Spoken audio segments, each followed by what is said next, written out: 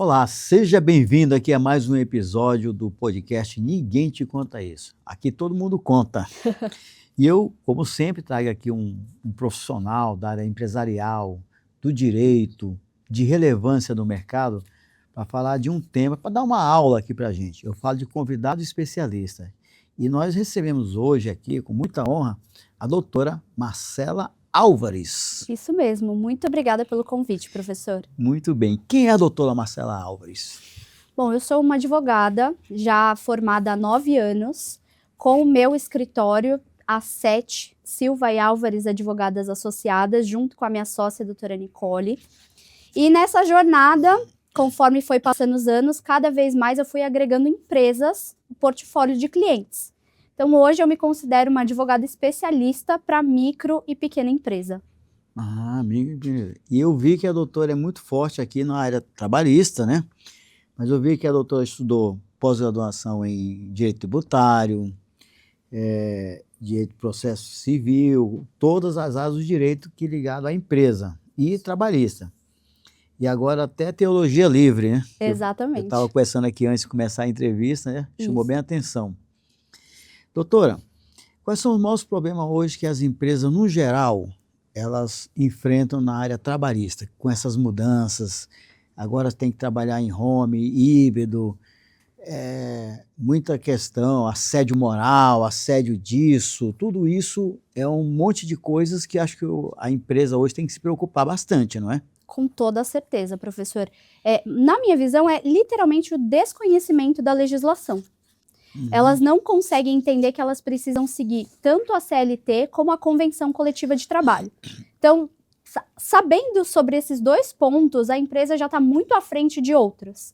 Porque muitas vezes elas se pautam apenas na CLT, que é ótimo, mas se esquecem que tem a Convenção Coletiva de Trabalho, que muitas vezes prevê ali direitos superiores ao que está na CLT, acabam errando e aí isso gera muito processo trabalhista. Então, assim como você tem o Código de Defesa do Consumidor nas lanchonetes, nos bares, teria que ter as consolidações da lei do trabalho dentro da empresa. Exatamente. Dá para fazer, que é como se fosse um regimento interno dentro da própria empresa, mas antes disso é a CCT que a gente chama, né? Que eu gosto de brincar que a Bíblia do empresário precisa estar sempre ali junto do RH. Por quê? É um acordo que é feito entre o sindicato patronal, isso, e o sindicato dos empregados. E aí faz-se esse acordo para prever direitos superiores ao que está na CLT. Agora eu entendi, porque na verdade você tem uma empresa de um segmento empresarial. Isso. Por exemplo, eu sei que a doutora trabalha muito com empresa da construção civil, bares e restaurantes. Isso. Que deve ter ação o tempo inteiro. O tempo todo. O tempo inteiro, que as pessoas já acham que tem que sair e entrar com ação, mesmo que não tenha direito. Exato. Infelizmente. É uma cultura, né? É uma cultura. A gente já viu, infelizmente, tem muitos colegas que vão atrás de ex-funcionários. Infelizmente, é um problema até para a OAB lidar com isso. Mas muitos acabam entrando, até já tiveram vários empregados que entraram em contato comigo, falando, eu acho que eu não tenho muito direito, mas entra com a ação, vamos ver o que dá. Então, virou realmente essa cultura, principalmente na minha visão depois da pandemia. Acabou acontecendo muito, pelo menos na minha realidade, mas é por isso que o empresário precisa se atentar à convenção coletiva. O que eu vejo muito? O empresário se apega demais na visão, no profissional que é eu ia falar corretor, mas é o contador. O contador, geralmente, é aquela figura que todo empresário tem, não tem como fugir de ter um contador hoje em dia, né?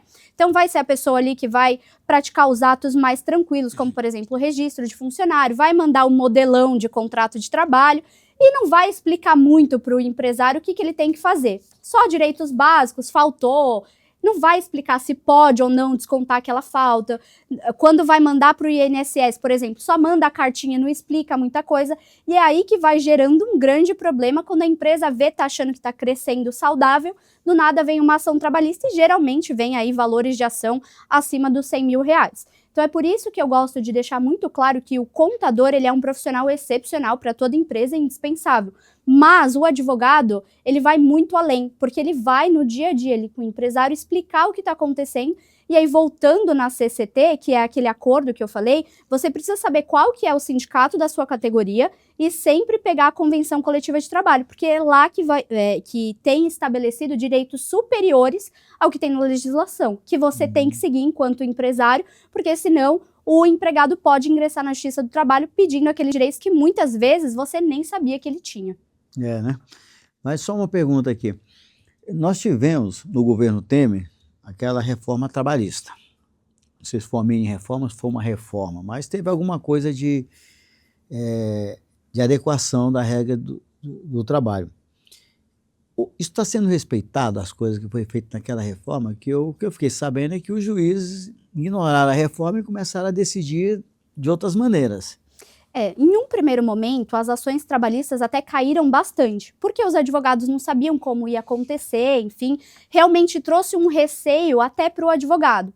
Qual o receio? Eu não posso sair pedindo tudo, porque agora mesmo com justiça gratuita vai ter que pagar os honorários do advogado da parte contrária, e num primeiro momento, realmente isso aconteceu. Inclusive, eu recebi honorários dessa forma.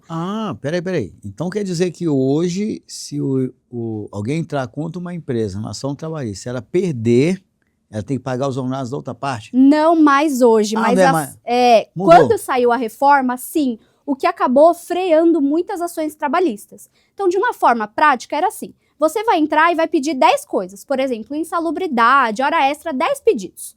Desses 10 pedidos, se você tivesse ganho 5 pedidos, você perdeu os outros 5, certo? Então, desses 5 pedidos que você perdeu, faça o cálculo, vê quanto que o juiz deu de honorários e você tem que pagar para o advogado da empresa. Certo. Como que você faz esse pagamento? Do que você tem direito a ganhar, é abatido os honorários do advogado da empresa. Da mesma forma que os pedidos que você ganhou, seu advogado também terá os honorários de sucumbência. Então, num primeiro momento, isso estava sendo respeitado até para quem tinha justiça gratuita.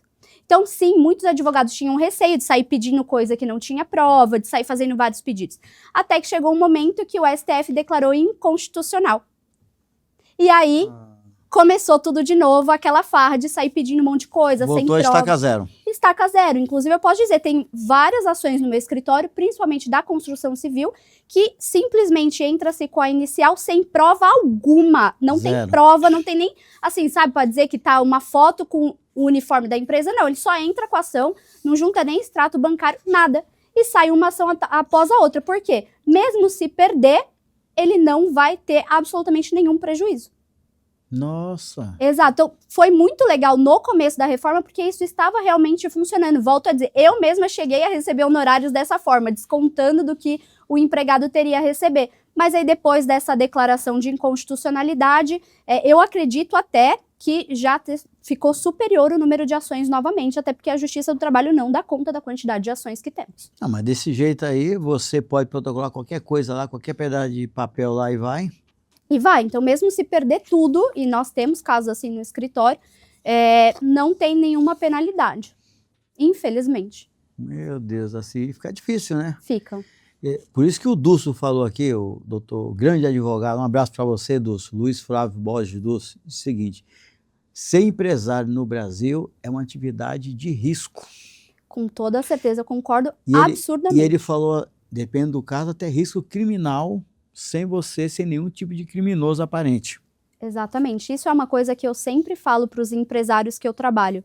Você empreender é você arriscar diariamente. Então, você tem que fazer diversas escolhas dentro do seu empreendedorismo, dentro da sua empresa. E eu sempre brinco, né, com os empresários. Você tem que ter o seu caixa problema. E o caixa problema que você tem é de acordo com a quantidade de risco que você está disposto a correr ou não. Quer dizer, você tem que pagar o governo. Você tem que ter uma reserva para processo trabalhista, você vai ter. Não tem como fugir. Independente de qualquer situação, você vai ter processo trabalhista. Uma coisa que eu vejo muito, discutia-se bastante, até o Gilmar Mendes colocou um pouco uma pedra em cima daquilo ali para guardar, a questão dos terceirizados. Como é que está essa questão? Quando o senhor diz terceirizado, é o tal do PJ, o conhecido PJ. O PJ. Tá. Essa situação, ela acontece muito e realmente está tudo parado. Porque o que acontece? O prestador de serviço, ele é uma figura legal e pode acontecer dentro da empresa. Não tem problema nenhum você contratar um prestador de serviço, desde que ele seja de fato um prestador de serviço. De uma forma muito simples. Para você ter vínculo de emprego, você precisa preencher 4 requisitos.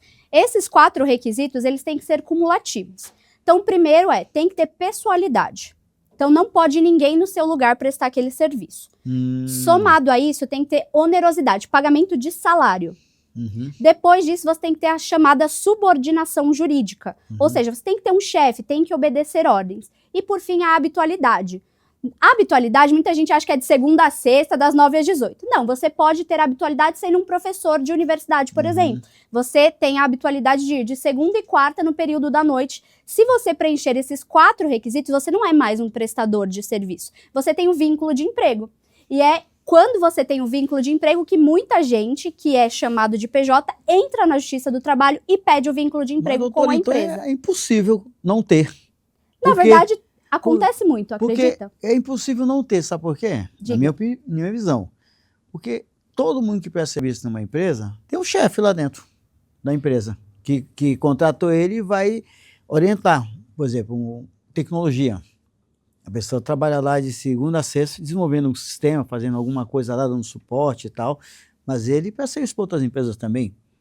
Mas ele, enquanto ele está lá, alguém comanda o que ele faz. É um chefe, não é um chefe? Não é o chefe, é por isso que é subordinação jurídica, que é o nome. Então, eu vou explicar um pouquinho melhor. A exclusividade, ela não faz parte do vínculo de emprego, porque eu posso ter, por exemplo, 2 ou 3 vínculos de emprego ao mesmo tempo, desde que você não esteja na mesma jornada de trabalho. Agora, a subordinação todo mundo tem. É o que eu gosto de brincar, eu dou o exemplo do meu contrato de assessoria jurídica. É muito fácil visualizando isso. Quando você contrata o meu escritório, primeiro, já quebra a pessoalidade, porque pode ser que eu vá fazer uma audiência, pode ser que eu mande outro advogado, então a pessoalidade não existe. A menos que tenha uma cláusula lá falando que só a Marcela vai fazer e aí vai ficar mais caro, com toda a certeza, porque daí eu tenho que estar sempre disponível. Então, a pessoalidade já quebrou. O salário, ele é realmente um pouquinho mais difícil, porque dependendo da prestação de serviço, você tem ali uma parcela mensal, que é o que acontece com o meu escritório. Mas eu sei que você vai dar aí todos os itens, mas eu quero interromper nesse ponto aqui inicial. A doutora tem um escritório, tem sua sócia e tem outros advogados. Então, quem presta serviço é o escritório. É o escritório. Agora, nesse exemplo que eu falei o cara do técnico de informática, ele é a única pessoa. Ele tem a opção de mandar outra pessoa se ele for um CNPJ. Então, por exemplo, ele, que é o que todo mundo faz, manda abrir o famoso MEI, né? Coloca ali uma atividade, tem que mandar nota fiscal. Mas ele tem essa liberalidade. Então, por exemplo, você tem que deixar claro no contrato que essa pessoa pode mandar outra no lugar dela. Então, a regra de ouro é dizer que o seguinte, que você está contratando aquela pessoa através de um CNPJ, mas que esse serviço pode ser prestado por outra pessoa que ela indicar. Que ela indicar, você, obviamente, pode ter o cuidado de colocar que seja uma pessoa especialista. Certo. Por exemplo, eu vou contratar um professor de inglês que ele tem um CNPJ. Se você colocar, você pode mandar uma outra pessoa no lugar, desde que ele tenha expertise na língua estrangeira X. Sim. Pode acontecer, e na prática, não é só colocar no contrato, na prática tem que acontecer isso, entendeu? Que é isso que muitas empresas acabam tropeçando. Questão de habitualidade, por exemplo, o motoboy, dependendo das provas que a empresa tiver, porque quando você fala na Justiça do Trabalho, eu conheço esse rapaz, só que ele nunca foi meu empregado, ele era um prestador de serviço, o ônus da prova recai sobre a empresa. É diferente de eu falar, eu nunca vi esse empregado na minha vida. Aí o ônus de provar o vínculo é dele. Quando você confessa a prestação de serviço, o ônus é seu. Então você tem que provar por meio de mensagem, por exemplo, de WhatsApp. O motoboy, que acontece muito, fala assim, hoje eu vou mandar o fulano no meu lugar. Quebrou a pessoalidade. Então você, além de ter o contrato e além de ter todas as provas, você precisa ter até prova testemunhal de que na realidade fática, que é o que importa para o direito do trabalho, essa relação de fato não preenchia os requisitos. Então pode acontecer da subordinação jurídica. Voltando, ninguém fala assim, Marcela, vai almoçar agora porque você na parte da tarde vai terminar minha contestação. Não. Eu vejo a hora que eu vou almoçar, se eu quiser trabalhar 4 horas da manhã, é uma liberdade minha. O que você contratou é o meu serviço que eu tenho que prestar com uma destreza, habilidade, bem feito. Então, essa é a grande diferença do prestador de serviço para o empregado. Se você quer exigir os 4 requisitos, você precisa registrar a carteira de trabalho e aí pagar todos os direitos. Sim. A senhora ia falando alguns exemplos, eu até lhe cortei desse primeiro ponto, pode continuar com os outros pontos aí. Que é daí a subordinação. É. Que daí é aquilo que eu falei, subordinação jurídica é quando você tem aquele chefe no seu pé. seu horário de almoço, quero que você faça hora extra. Agora você vai fazer esse, não aquele. Quando você tem uma subordinação, óbvio, você está subordinado ao que está no contrato, mas você não vai falar a hora que eu vou fazer, que momento que eu vou fazer, qual é a minha prioridade. Não, eu combinei que aquele dia eu vou entregar, é isso que eu tenho que entregar. O prestador de serviço faz isso. Se eu vou trabalhar no final de semana, se eu vou trabalhar de madrugada, não é problema do meu contratante. E, por fim, a habitualidade. De novo, jornada de trabalho. Se você tem muita gente que manda bater o ponto e aí depois fala que não tem vínculo de emprego. Então, você precisa organizar isso e é onde a gente volta no STF que o senhor perguntou. O que está acontecendo? Os empregados que não têm vínculo são os PJs, eles entram na Justiça do Trabalho falando, oi, eu tenho vínculo de emprego com essa empresa. Na defesa, a empresa fala, não senhor, você foi só um PJ na minha empresa, então eu vou pedir a suspensão deste processo, que é o tema 1389, que é justamente que o STF fez todos os processos pararem. Inclusive, na hora que voltar, eu tô até um pouco nervosa, né? Porque eu tenho tanto processo parado. O Gilmar Mendes, né? Exato, a gente está esperando para que eles decidam o quê? Se a Justiça do Trabalho ela é competente ou se ela é incompetente para julgar esse tipo de ação. Qual tipo de ação? Para saber se esse contrato ele é válido ou se ele é fraudulento. O que está indicando que vai acontecer? Que realmente vai ficar suspenso, vai ser extinto esse processo. Todo o reclamante vai ter que ir lá para a Justiça Civil para falar, olha, eu tenho esse contrato, seja ele verbal ou não, inclusive tem uma discussão, é contrato verbal, não vale, contrato escrito vale. Tem que bater as portas do juiz civil, se passar pelo STF isso. Aí o juiz civil vai falar, olha, é um contrato válido ou é um contrato fraudulento. Se considerar que é um contrato fraudulento, aí volta para a Justiça do Trabalho, para daí o juiz do trabalho julgar se isso acontecer. O que vai gerar ali um impasse muito grande, porque vai acabar demorando muito tempo. A gente tem outra questão, a Justiça Civil, para se conseguir uma justiça gratuita, é muito mais difícil do que na Justiça do Trabalho. Sim. E geralmente, você, como empresa, precisa provar muito mais coisa para ganhar a justiça gratuita. Mas outra coisa, a Justiça Civil é muito mais barato para recorrer, por exemplo. A impressão, doutor, que a gente que tem empresa, eu tenho empresa, tenho escritório, que a gente está sempre errado em alguma coisa. Sim. Mesmo tentando fazer as coisas tudo certo. Exato. Agora eu fico imaginando um empresário que tem 1.000 funcionários, 2.000 funcionários. Deve ser uma coisa terrível, né? Eu costumo dizer que geralmente para esse empresário é até mais fácil, porque ele já recebeu tanta ação, já teve tanto problema que ele já até terceirizou. O maior problema que eu tenho hoje é com um empresário novo que ainda não tomou esses baques da vida, que chega uma ação, ele fica desesperado, ele fica revoltado, ele quer brigar até o fim, muitas vezes gasta até mais dinheiro brigando até o fim do que realmente entendendo quais são os erros. Porque, na verdade, uma vez um advogado trabalhista me falou, faz muito tempo, nem se não vale essa regra ainda, ele disse o seguinte, que para recorrer de qualquer decisão trabalhista tem um custo. Então, por isso que muitas vezes faz-se o acordo, porque para que eu vou pagar uma taxa para o judiciário, mesmo que eu esteja certo, eu vou ter um custo com isso, é melhor fazer um acordo. Existe isso? Existe, mas assim, tudo vai depender do seu advogado, ele vai avaliar quais as provas você tem. Se eu sou uma advogada que eu tenho provas o suficiente, eu tenho uma alegria gigantesca em sentar na mesa do juiz e falar que eu não tenho acordo. Porque eu estou muito tranquila sobre as provas que eu tenho e no possível êxito da ação. Óbvio que tudo é conversado com o cliente, mas o que acontece? Se não é feito o acordo naquele momento, o que vai gerar caso a empresa perca alguma coisa? Ela vai ter que pagar as custas do processo, que isso é um valor que fica para o tribunal, não tem como reverter. E o conhecido depósito recursal. Esse depósito recursal, que é o que é difícil. Por quê? Você tem que pagar um dinheiro muito grande. Aqui no Tribunal de São Paulo hoje está em volta de 14 mil que você tem que pagar em 8 dias, que é o prazo do recurso. Não, é isso que me falaram. Você tem que pagar. Então é 14 mil hoje? 14 mil para EPP e para ME é metade do valor. Ou seja, é melhor você fazer o acordo. Depende.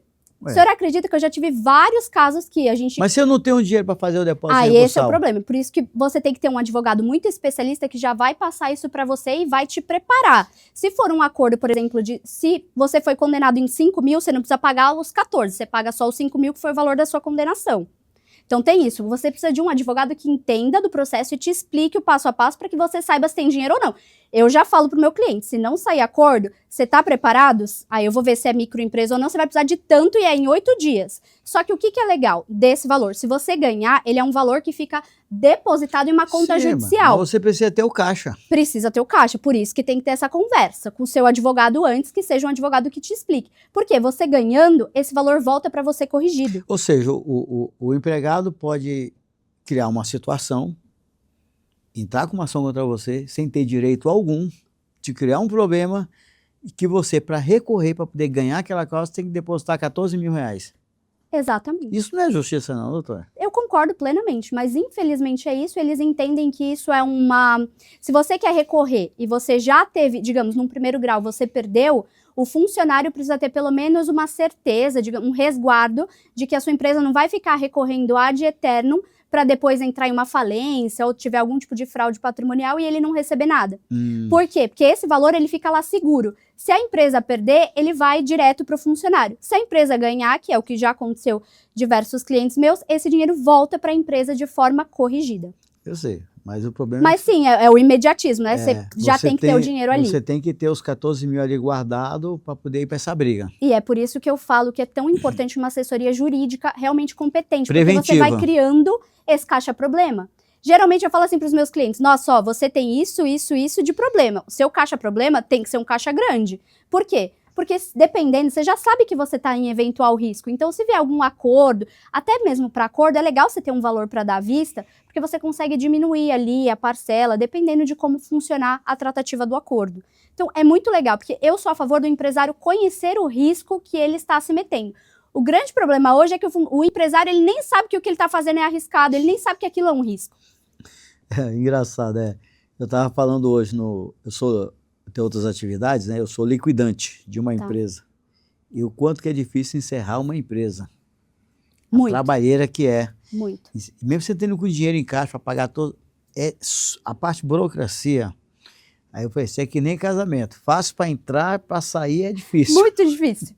Se você tiver um funcionário afastado pelo INSS, inclusive, você não fecha a sua empresa. Você pode encerrar suas atividades. Se essa pessoa ficar anos no INSS, você não consegue fechar a sua empresa. Eu sei disso. Eu participei de uma intervenção federal, eu como interventor federal, numa operação da Polícia Federal, que a gente tinha lá aproximadamente uns 2 mil funcionários. Em hospitais. Meu Deus. E tinha um monte de gente nessa situação. Aí você já viu a problemática que é para você administrar tudo isso aí. Porque tem gente que fica afastado 10, 15 anos realmente pelo INSS e você nunca consegue fechar a sua empresa. Doutora, e essa questão da responsabilidade do terceirizado?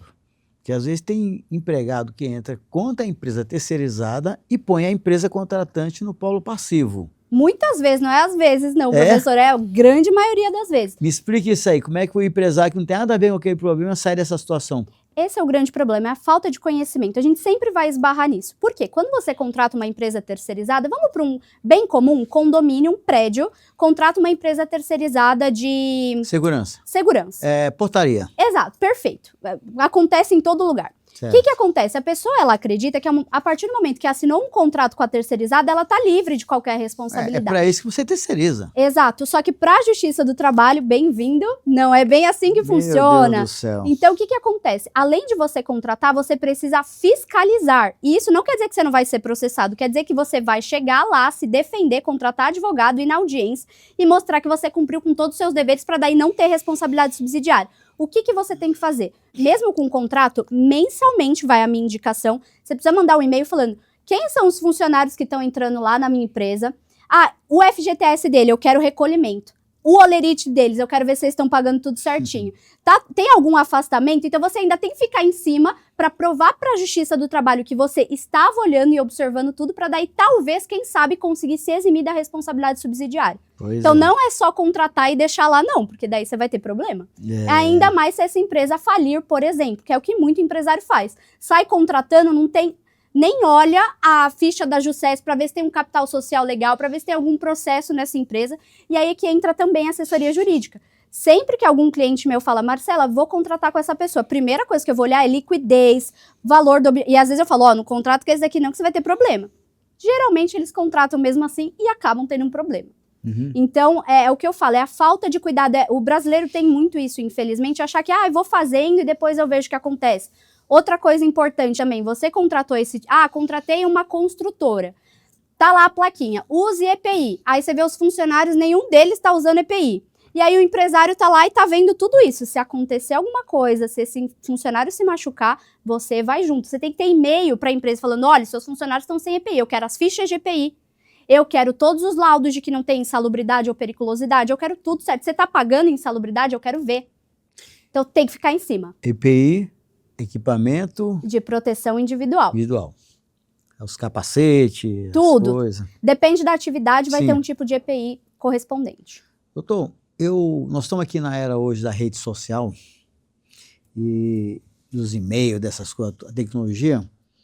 E eu lembro uma vez, eu era professor de uma universidade aqui em São Paulo, e um professor, não, desculpa não, professor não, era um funcionário não era um professor mesmo, se utilizou, mandou mensagem para um aluno, um negócio lá, com o e-mail da faculdade. E a aluna entrou com uma ação contra ele, alguma coisa ligada aí para assédio, essas coisas aí. Uhum. Eles tinham uma conversa e trocava e-mail com uma aluna. E aí essa aluna processou a faculdade e a faculdade teve que pagar a indenização para a aluna.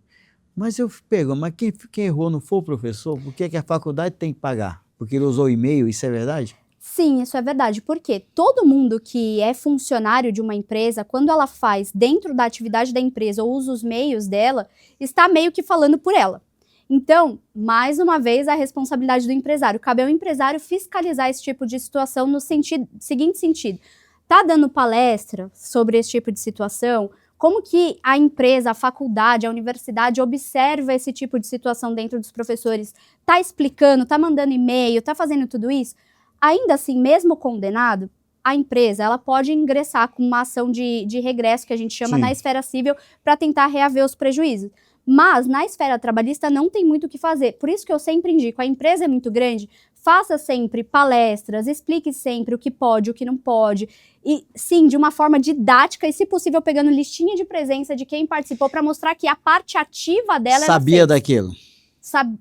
A empresa teria que fiscalizar. Então seria o correto, vamos dizer assim, cada funcionário a ser admitido na empresa assinar algum documento tomando ciência de todas essas regras. Exatamente, que aí pode ser o regimento interno, por exemplo, Sim. que muitas empresas se esquecem de. Inclusive, para esse funcionário, caberia ali, a partir da ciência, uma justa causa imediata. Não, eu sei disso, deve ter sido demitido por justa causa, mas eu quero dizer assim, mas que a faculdade teve que pagar Sim, pelo erro dele. sim. Não foi ela que errou. Exato.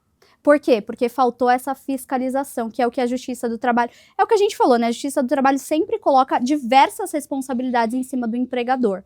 E essa daí é mais uma, fiscalizar, prevenir, ainda mais no ambiente de ensino, com adolescentes e tudo mais, teria que ter um canal de denúncias, por exemplo, eu não sei se esse caso tinha ou não. Era uma faculdade superior, nível superior. Ainda assim, é importante ter um canal de denúncias, não só para funcionários, mas para alunos. Aí a gente vai entrar numa legislação civil também, mas sim, tudo que o funcionário faz em nome daquele local que ele trabalha vai gerar uma responsabilidade para o local também.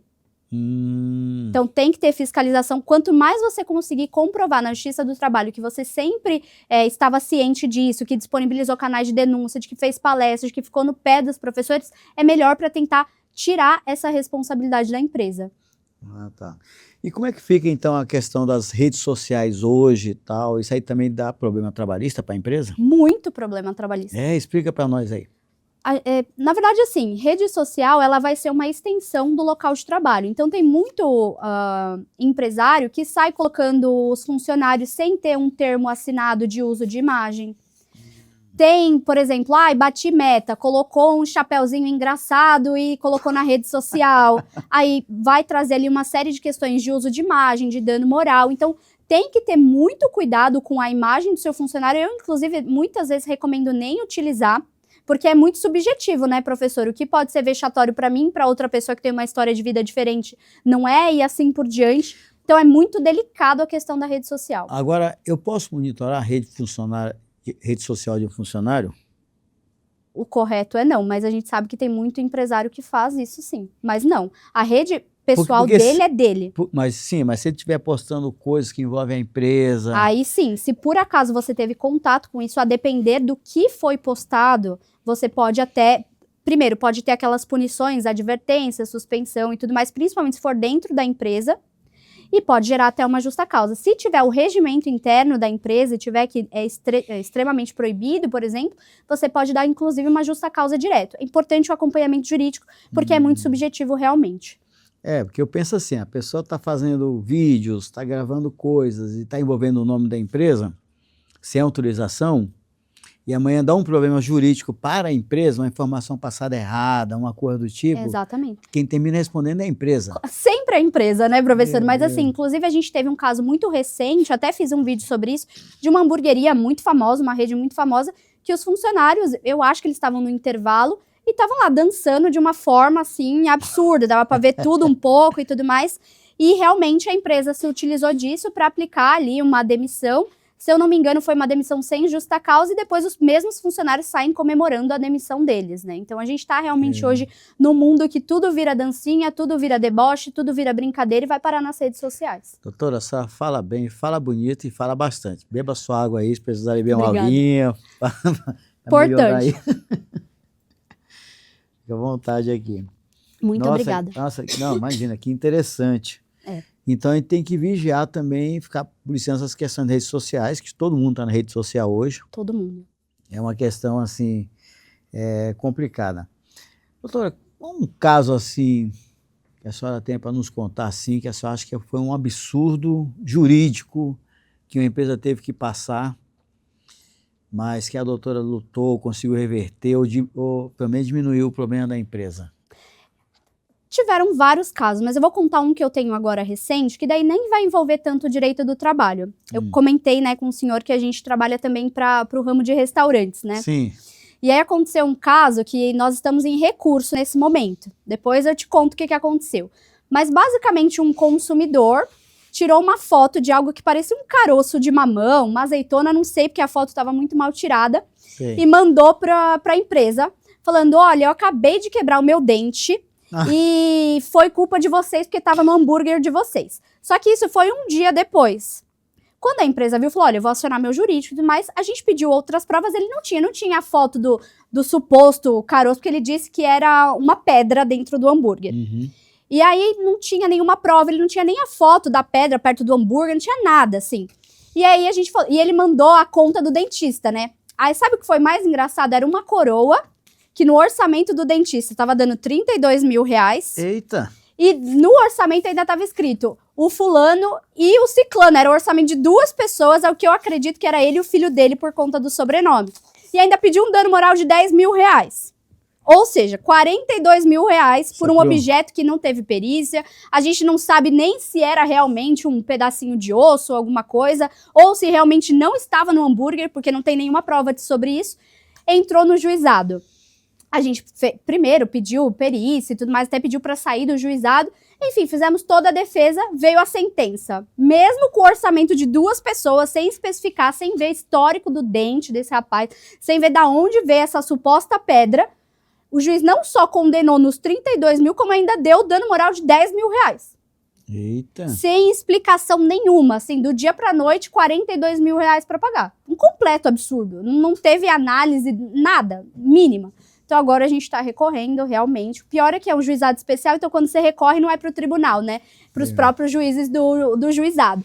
Então agora, assim, é realmente um caos.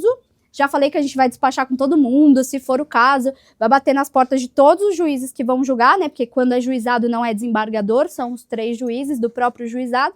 E aí depois eu volto para contar, mas é aquilo, né? Tá vendo? Às vezes a gente acha que o risco é só com o empresário, mas não, também tem risco com o consumidor, risco com juízes que não analisam as causas direito, que acontece muito, né? De você chegar lá, o juiz não sabe nem o que tá acontecendo. Então a gente tem todos esses problemas. Agora eu te pergunto assim, deve ter gente aqui que vai nos assistir em algum momento, bom na internet aí, fica lá, as pessoas um dia, elas entram lá e assistem.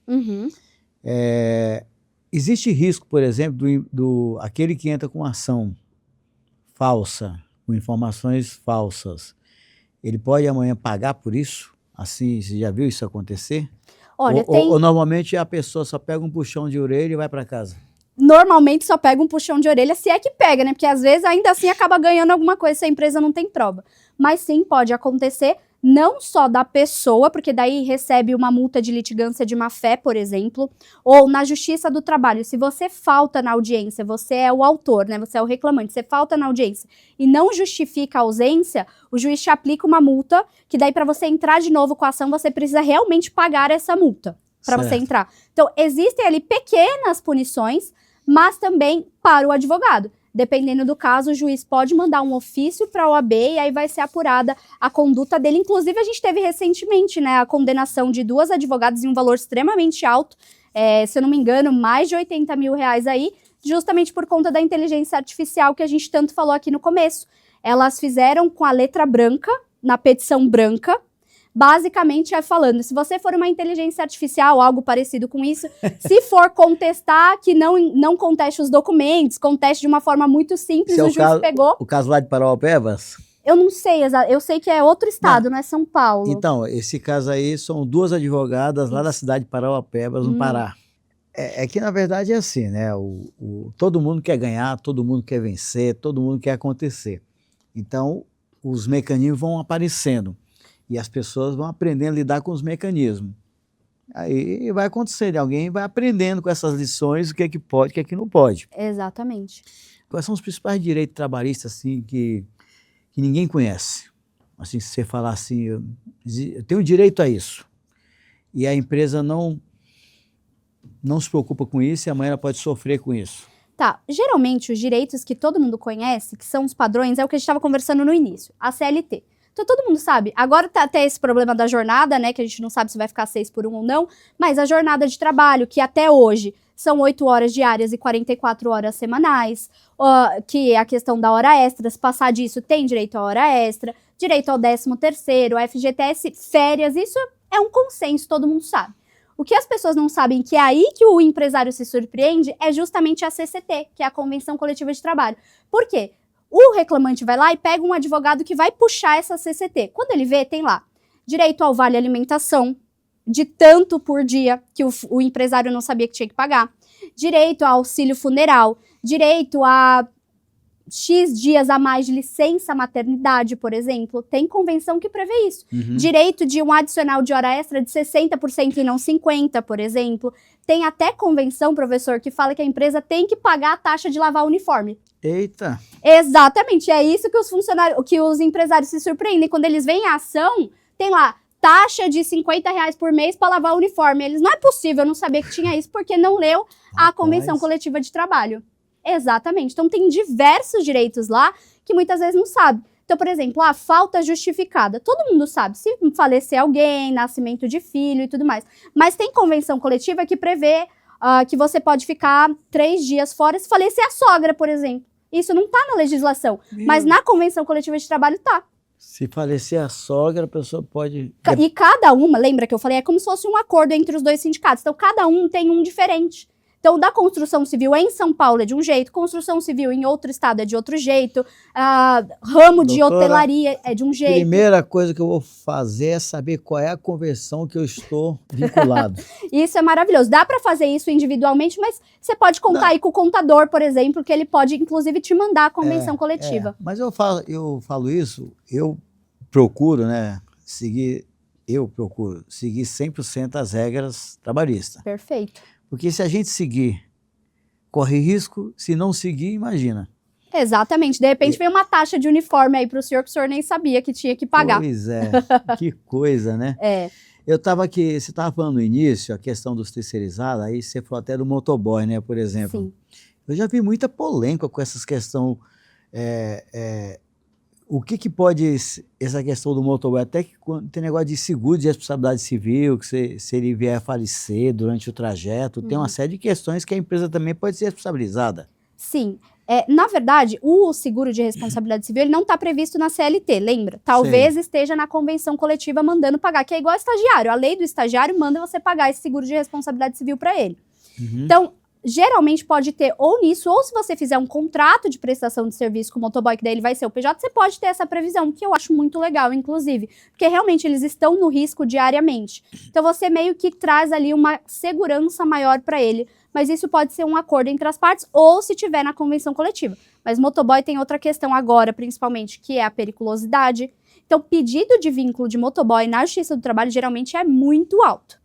E é aquilo, se você provar que tem, se ele conseguir provar que tinha vínculo, aí são ações assim que passam facilmente os R$300 mil. Por exemplo, o entregador do iFood, por exemplo. Aí o iFood O iFood que é o responsável por ele, mas eu já vi diversas ações dele processar um restaurante que ele tinha ali muito contato, sabe? Aquele restaurante que ele sempre ia buscar um pedido. Mas é o iFood que é responsável por ele? Sim, porque ele tem um contrato, nem que seja aquele aceito, li e aceito todos os termos, sabe? Mas ele não é um terceirizado, trabalha na hora que ele quer? Sim, mas aí é que tá, porque é igual Uber, eles acabaram processando demais essas plataformas, até vir um entendimento consolidado. Porque daí o que acontece? O iFood e o Uber provavam que eles não tinham aqueles 4 requisitos. Então não tem, mas lembrando, de uma forma ou de outra, existe um contrato civil. Porque por mais que não tenha o contrato trabalhista, tem um contrato civil que tem regras, tem multas, tem que fazer tudo certinho, senão também pode ter uma responsabilidade. Então, se no seu contrato civil com esse motoboy tá falando que você tem que pagar o seguro e você não pagou, você pode arcar com multas e tudo mais que o contrato civil estabeleceu. Olha que coisa, hein? Exato. Rapaz, não seja empresário, hein? E se for, conte com uma assessoria jurídica. Não, exatamente, mas não tem como, né? As pessoas, elas têm elas têm um espírito empreendedor, elas querem montar uma empresa, elas querem fazer algo acontecer. Só que eu falo sempre o seguinte, que tem empresário que ele é muito bom no que ele faz, conhece tudo daquele mercado, faz um excelente produto, presta um excelente serviço, só que ele entra para a atividade empresarial e começa a digestar problema tributário, problema trabalhista, problema fiscal, problema com consumidor. Consumidor. Não, até aí é na prestação de serviço. Tem que prestar direito do serviço para não ter problema com o consumidor. Mas se tem um consumidor que é malandrex, né? Inventa uma coisa que não existe. Pede estorno do cartão, acontece demais. Pede estorno do cartão, acontece. Tem até um caso de um cliente nosso aí que vendia aí com o sistema de pagamento do banco lá, e depois o cara ligava para o banco e dizia que não recebeu. Acontece demais isso. Pois é, mas aí eu entendo, eu como perito, eu entendo o seguinte, que o banco é responsável por aquele estorno. Sim. E o banco não quer nem ele, quer cobrar da empresa, só que o banco é responsável. Sim. Ele só quer oferecer o sistema de pagamento para ficar com a taxa e não tem responsabilidade nenhuma. Mas esse é o grande X, né? Porque ainda assim você vai ter que entrar com uma ação, provar que você fez o serviço. Então, assim, o empresário ele sempre tem que estar rodeado de provas o tempo inteiro, seja com o trabalhador, com o consumidor, com absolutamente todo mundo. Então, o empresário, eu gosto de dizer assim, se você é só especialista no que você faz, é perfeito. Então, vai trabalhar para alguém. Tá tudo bem, é uma forma de trabalho. Mas o empresário, ele não pode ser só bom no que ele faz, ele tem que ser bom em ser empresário. Pois é. Então ele tem que saber, sim, por mais que ele tenha um contador, um pouco sobre contabilidade, um pouco sobre marketing, um pouco sobre direito, um pouco sobre a questão tributária. Tem que entender, não é? Senão você não vai ser um bom empresário e você não vai conseguir se destacar. Não, eu diria que é o seguinte, o empresário ele tem que ser empreendedor, porque senão ele não cresce se ele não empreender, mas ele tem que ter um administrador. Sim. Alguém que entenda de gestão, de administração, que é para cuidar de todas essas coisas que ele não precisa se preocupar. Exato. Porque senão vai ser complicado. E ainda assim, ainda mais, eu volto a dizer, né, eu trabalho com microempresa e empresa de pequeno porte, ainda assim você precisa entender um pouco sobre isso, que é para justamente você questionar se está certo, se não está, se dependente, quero trocar de advogado, quero trocar de contador, enfim, quero trocar o meu RH porque não está aplicando as questões corretas. Então, um pouquinho de cada coisa você precisa entender para você conseguir subir de nível. Até porque uma hora você vai deixar a sua especialidade a cargo de outras pessoas, que é o que está acontecendo comigo hoje no escritório. Eu sempre fui advogada que fui à audiência, sustentação oral e tudo mais, eu estou deixando um pouco isso de lado por conta do meu crescimento, para poder ir cada vez mais atrás do meu cliente. Estar aqui hoje, por exemplo, em um podcast é algo muito importante para visibilidade, para que eu atraia mais clientes, e aí a partir disso deixa a parte do advogar para os advogados do meu escritório. Então, acredito que ser empresário é tudo isso, você tem que entender um pouco de cada coisa. E não tem como você não ser. Não. Doutor, e a questão do trabalho home office? Como é que está essas questões? Tem muita ação trabalhista aí também no home office? Tem muita ação no home office, Mas sim. a pessoa está lá na casa dela, como é que ela vai processar o quê, gente? Ela pode pedir hora extra, por exemplo. Acredite ou não, o senhor teve uma pessoa, até ficou bem famoso esse caso, tá? O cachorro dele mordeu ele durante o expediente e ele disse que isso era acidente do trabalho. O senhor acredita nisso? Pois é, nem o juiz, graças a Deus, né? Que o juiz também ficou chocado, enfim, extinguiu a ação. Mas existe de tudo um pouco vivendo essa vida. Por isso que eu falo, não tem como fugir da ação. Mesmo que você ganhe, algum momento, alguma coisa vai acontecer. Peraí, a pessoa trabalha em home, o cachorro dela, que é dela, Dela. mordeu ela, mordeu essa pessoa, e assim mesmo ela entrou com uma ação trabalhista requisitando acidente de trabalho. Porque daí parece que o cachorro mordeu, aí caiu da cadeira, aí ficou com um problema nas costas, alguma coisa assim, mas tudo foi decorrente do cachorro. Mas assim, se não tivesse sido, por exemplo, tem mesmo várias doenças que são desenvolvidas por uma cadeira ruim, por você ficar usando muito computador, problema de visão, mesmo na sua casa, se você conseguir demonstrar o nexo causal entre a sua atividade e realmente aquela doença ocupacional ou aquele acidente, ainda assim pode ser responsabilidade da empresa. Doutora, agora nos dias de hoje, nós estamos numa época assim que as redes sociais, todo mundo posta isso, e todo mundo divulga tudo, todo mundo reclama de tudo, todo mundo... Você sabia disso, você sabia daquilo? Eu acho que um tema hoje que é de grande relevância a gente comentar aqui, direito do trabalho, é a questão do assédio moral e o assédio sexual dentro das empresas. Perfeito. Tá? A gente fala assim, mas o assédio sexual, a pessoa está assediando sexualmente, está querendo, trocando coisa, não sei o quê, mas não é só isso não, né? Tem mais coisas aí que pode ser considerado assédio sexual. Muita coisa. Então eu queria que a doutora explicasse para o nosso público aqui, para o empresário, o que é exatamente o assédio moral e o assédio sexual, os riscos que ele está correndo em cima disso. Tá. O assédio moral, ele pode acontecer de diversas formas. Geralmente, precisam ter ações reiteradas. Então, por exemplo, ou é você deixar a pessoa sem trabalho nenhum. Por exemplo, eu quero que essa pessoa se demita, começa a excluir ela, não dá mais trabalho, essa pessoa fica ali realmente isolada. Isso é uma forma de assédio moral. Mas a vigilância constante, sabe aquele chefe que para assim no computador e fica assim olhando? Ou então fazer críticas no meio dos outros funcionários, no meio de cliente. Dependendo da forma como você for falar, se for muito ríspida e tudo mais, tudo isso é o dano moral, que vai atingir ali o íntimo da pessoa, o que ela pensa sobre si mesma. Então, tudo isso pode gerar o assédio moral. Tem que ter muito cuidado. O assédio sexual, ele já vai um pouquinho além. Porque o assédio sexual, ele tem que ser, pode ser uma vez só, né? Só que a pessoa, ela tem que repelir aquilo. Então, geralmente vem de um superior hierárquico, mas pode ser de alguém que esteja no mesmo grau. Então, às vezes a pessoa... O chefe coloca, olha, se você não sair comigo, eu não vou dar promoção para você. Sim, é o típico, né? O assédio sexual típico. Exato, que daí é um assédio sexual, mas ele não chegou a colocar a mão, por exemplo, na pessoa. Mas ele usa o cargo dele para, eu quero te levar para sair, eu quero isso, aí de repente coloca uma mão aqui, outra mão ali. Tudo isso são ações reiteradas que a pessoa repele de uma certa forma, e isso sim pode ser o assédio sexual. Óbvio que se a pessoa aceita, quero ir pro convite e tal...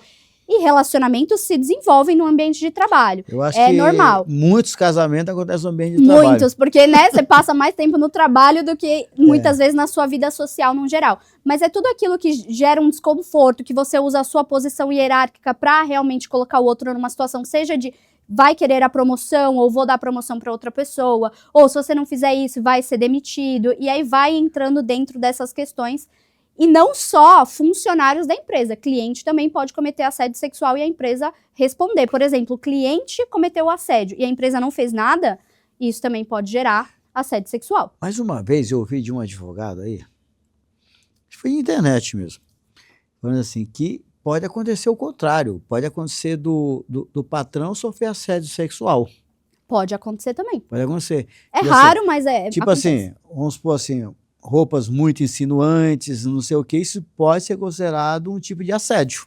Pode sim, e aí é que a empresa tem que vir com, por exemplo, o regimento interno, ou o código de vestimenta, porque daí se a pessoa tá vindo com esse tipo de roupa, ou tem algum tipo de atitude que não é considerada legal, você tem um documento falando, olha, o código de vestimenta é esse, e começar a dar advertência, suspensão, até gerar uma justa causa. Uhum. Mas sim, pode acontecer, e aí talvez seja... contar com o RH da empresa. Então, olha, eu sou o chefe, tá acontecendo isso, e relatando, e a empresa apurar internamente, fazer uma sindicância realmente. Sindicância, olha só. Exato. Tem que fazer uma sindicância. Tem que fazer uma sindicância. Geralmente, caso de assédio sexual é muito recomendado, tá? O que é a sindicância? A própria empresa abre um processo dentro dela, para daí ouvir as partes, ouvir a suposta vítima. Se tiver boletim de ocorrência, inclui o boletim, ouve todo mundo, tem um parecer jurídico, inclusive, para daí ela dar a decisão. Que pode ser uma justa causa, que pode ser uma advertência, pode ser uma suspensão, ou ela decidir que não aconteceu nada. É que eu penso assim, depende da empresa, se está no ambiente de trabalho ali saudável, aí você dá uma advertência, aquilo ali já acabou o clima, né? Acabou. Acabou, você pegou uma advertência, um papel por escrito assim, É que depende muito, por exemplo, é um uma ambiente... quebra de confiança, né? É. Das duas partes. Por isso que eu falo, se você não admite certas posturas, demite sem justa causa pelo empregador. Aí, muita gente fala, mas hoje tá muito difícil conseguir alguém. Tá, realmente. Mas se for algo inadmissível para os seus princípios e valores da sua empresa, demita. Agora, se for, por exemplo, um ambiente que tem muito funcionário, é muito normal ter advertência aqui, ali, acontece sim. muito. Empresa Eu acho grande, que isso é depende da normal. atividade realmente, do que você aceita e o que você não aceita enquanto É igual empresário. multa de condomínio, né? Exatamente. Agora, uma questão que você estava falando aí, essa questão aí de você advertir,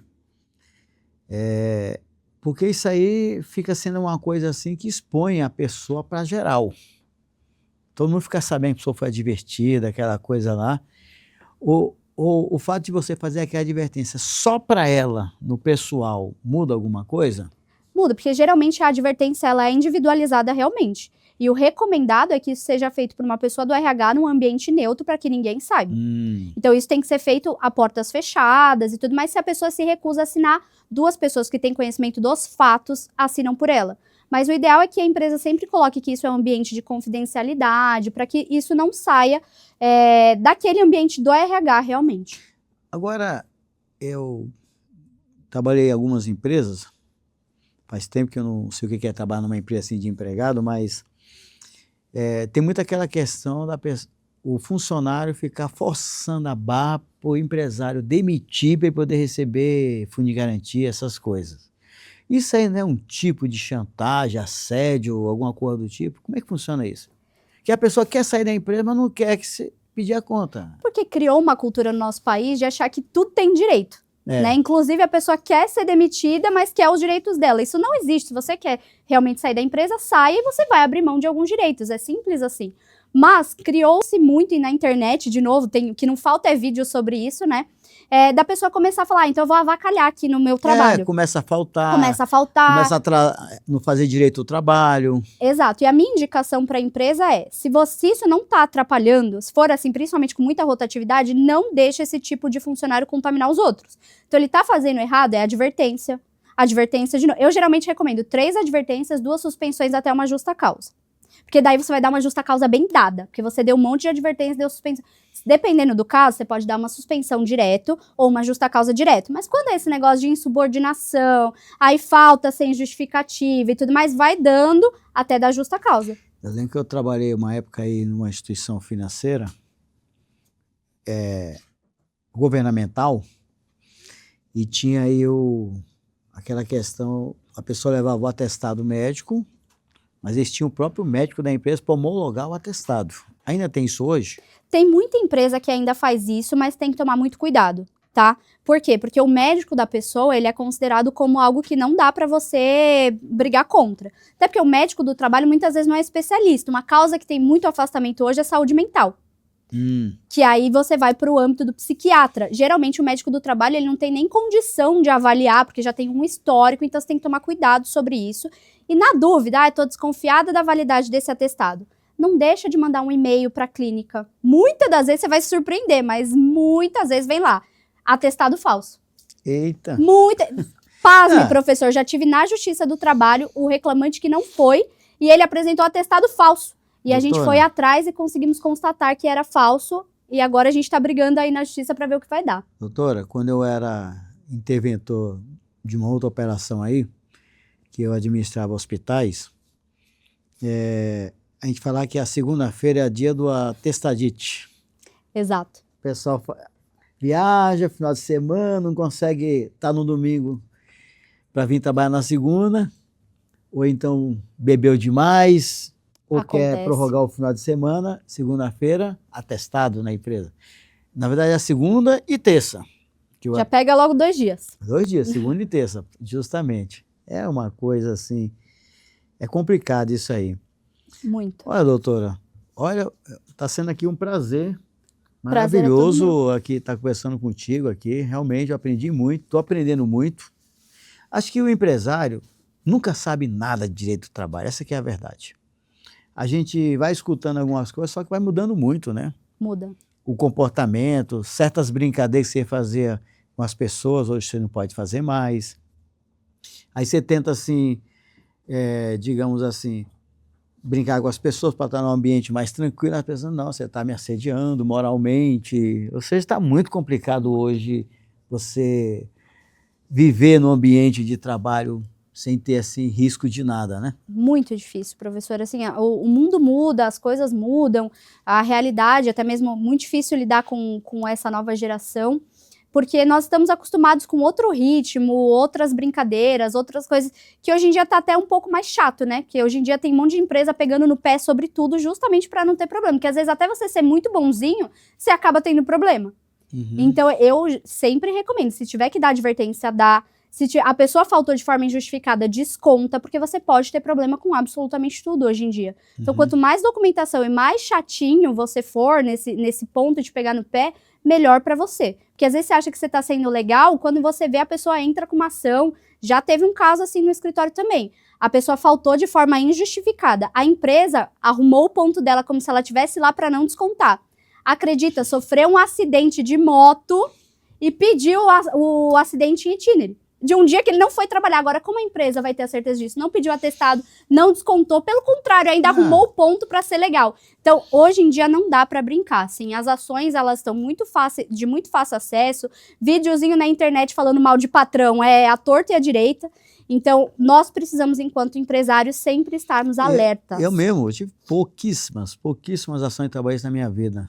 Que bom. Há muito tempo, mas eu tive uma que a pessoa, ela brigou com a equipe dela, e aí, em determinado momento, ela chegou assim, você tem que demitir aquela pessoa.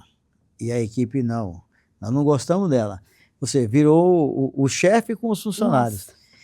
E aí, eu optei, naquele momento, em afastar a líder. Tá. Não demitir os funcionários que ela queria que demitisse. Ela processou a empresa por isso. Aí inventou um monte de coisa, inventou isso, inventou aquilo, aquelas coisas. Você vai lá, tem que fazer acordo, pagar e se dar feliz por fazer esse acordo e a vida seguir em frente. Exatamente. Isso é uma coisa assim que deveria se rever essa situação, deveria ser coisa mais clara. Isso aqui pode, isso aqui não pode. Parece que tudo hoje pode, mas não pode, deve, mas não deve. É muito assim da percepção de como que ela é contada para o judiciário. Mas é exatamente isso. E é por isso que eu falo, uma dica que eu posso deixar para o empresário é tenha provas de tudo, porque se tiver alguma ação, quanto mais prova, e claro, um jurídico competente, especialista, ele vai conseguir te dar uma certeza de vamos ou não vamos para essa ação. Porque no fim das contas, tudo vai ser o empresário que vai ter que provar.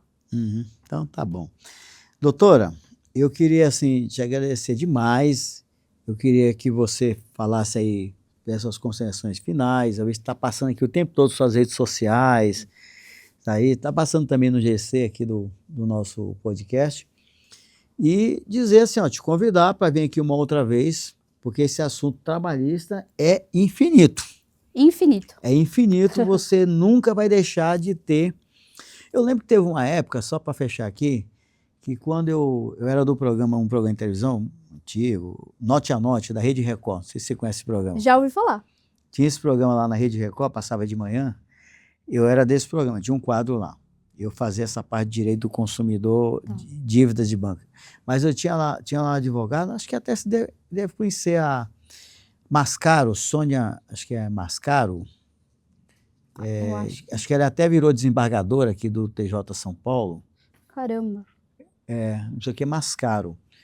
Ela ia lá todo dia falar de direito do trabalho, e tinha um outro que falava lá do direito previdenciário, e eu falava dessas áreas, então tinha uns quadros fixos. E eu acho que direito do trabalho é uma coisa que eu sempre vou trazer aqui, porque é interessante para quem é trabalhador e para quem é empregador.